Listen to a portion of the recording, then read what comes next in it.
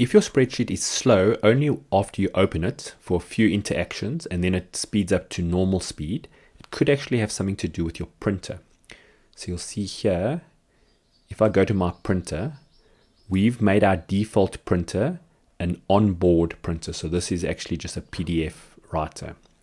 The reason we do that is because if your printer is something that's not connected, say you've got to connect it at the office, you go home, you open up, Excel takes a few seconds just to figure out if it can find the printer and if there's anything it needs to know.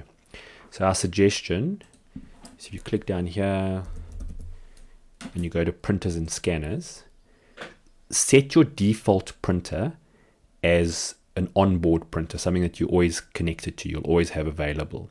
Now in Windows, there's a setting over here that says let Windows manage my default printer. So if that's on, it probably should be okay. But if that's not on, or you have to leave it off, you'll notice this one is shown as the default.